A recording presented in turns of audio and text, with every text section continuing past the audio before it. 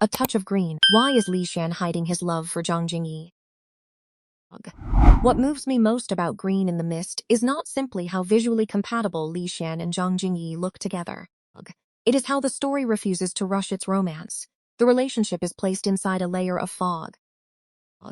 We can see its shape and sense the emotions underneath, yet nobody dares to clear the air first. That uncertainty is frustrating, but also strangely addictive. Chen Qingwu grows up between the close ties of the Chen and Meng families. Her feelings should belong to her. But everyone seems to have already decided her future when the elders casually say, "The two of you will surely end up together." It sounds like a blessing. For Chen Qingwu, however, it becomes another invisible pressure. There is something painfully human about this. The expectations of people who love us can still become a cage even when they mean well. Chen Qingwu is not only questioning whether Meng Qiran truly loves her, she is also trying to separate her own wishes from the life others have planned for her. Zhang Jingyi feels like a suitable choice for this role. She has a quiet coolness that never seems deliberately aloof. Even before her characters speak, their emotions are often visible in her eyes. She knows how to make silence feel heavy, which is exactly what Chen Qingwu needs. Meng Qiran's treatment of her is more complicated than the usual betrayal in romantic dramas. He does not destroy the relationship through one dramatic affair or cruel confrontation. The damage comes from his hesitation. He is like someone who keeps standing at the doorway, never entering but never leaving. He gives Chen Qingwu enough hope to keep her waiting, then steps back whenever responsibility gets too close. He does not reject her completely, but he also refuses to offer the certainty she deserves.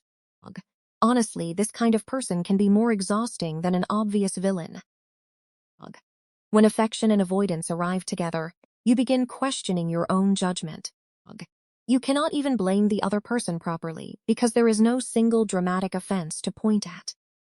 That makes Chen Qingwu's struggle believable. She is not foolish or unaware. She is trapped by family ties, years of expectation, and the small part of her that still wonders, what if he changes? Viewers may ask why she does not leave sooner, but if we are honest, many people have stayed too long in relationships that brought more confusion than comfort. We know the other person is not choosing us firmly, yet we continue waiting for one final sign. Hope can be very stubborn.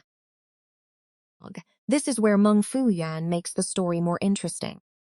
In a conventional idol drama, he could easily become the domineering, perfect man who exposes his younger brother's flaws and wins Chen Qingwu over with grand gestures. Thankfully, Green in the Mist appears to be aiming for something more restrained. Meng Fuyuan's feelings have boundaries. He is not emotionless or saintly. He simply understands how complicated his position is.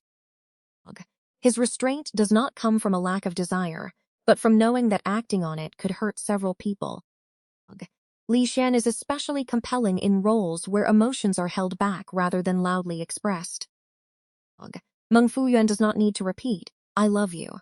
A glance held slightly too long, a pause before answering, or a deliberate step backwards could reveal far more. The painful part is that he must hide his concern behind the identity of an older brother. He can care for Chen Qingwu, but only in ways that appear appropriate. That awkward emotional distance is what makes him attractive. It is quiet, but it stings. The pinky ring is also a clever detail. It feels like a reminder not to cross the line, lose control, or expose the feelings he has carefully concealed. Yet he happens to like Wuliqing tea. Tea fragrance is difficult to hide. Once hot water is poured in, its scent slowly spreads. The more Meng Fuyuan tries to contain his emotions, the more visible they become. This symbolism says more than a string of dramatic declarations ever could. Still, Qingwu's most important quality should not be that two men love her.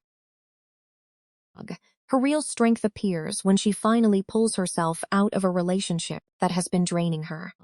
She stops revolving around Meng Qiran's changing moods and no longer treats his hesitation as proof that something is wrong with her. One of the cruelest parts of an uncertain relationship is how easily you begin to wonder whether you are simply not lovable enough. Escaping that self-doubt is more meaningful than any glamorous female lead transformation.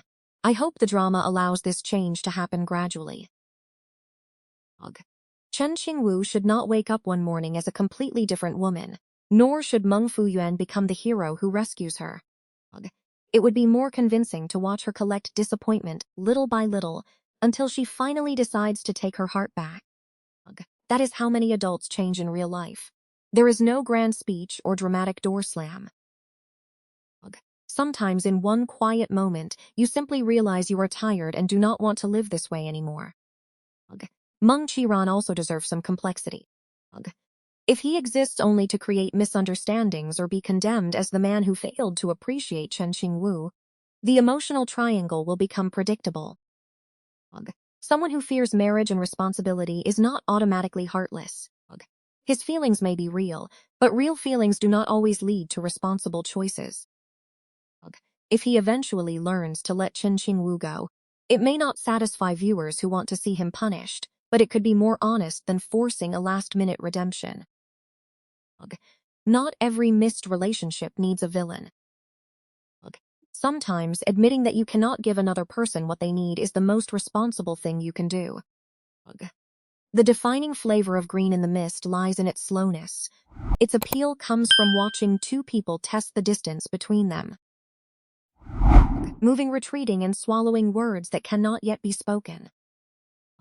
This will demand a great deal from both actors. Zhang Jingyi must balance Chen Qingwu's softness with her growing clarity, while Li Xian needs to make Meng Fuyuan's maturity and restraint believable without appearing overly calculated. If they control the emotional distance in their scenes, the drama will already have won half the battle. My concern is not that the story lacks dramatic conflict. I worry that it may sacrifice its delicate atmosphere in an attempt to become louder and more commercially exciting. The beauty of looking at flowers through the fog is not in seeing everything clearly at once. It is in being unable to see the whole picture, yet still wanting to move closer. Chen Qingwu and Meng Fuyuan's relationship should be allowed to simmer slowly. If the heat becomes too strong, the tea may lose the flavor that made it special.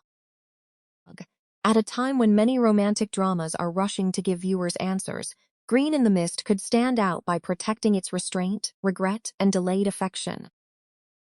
After all, the most moving moment in love is not always a confession or an embrace.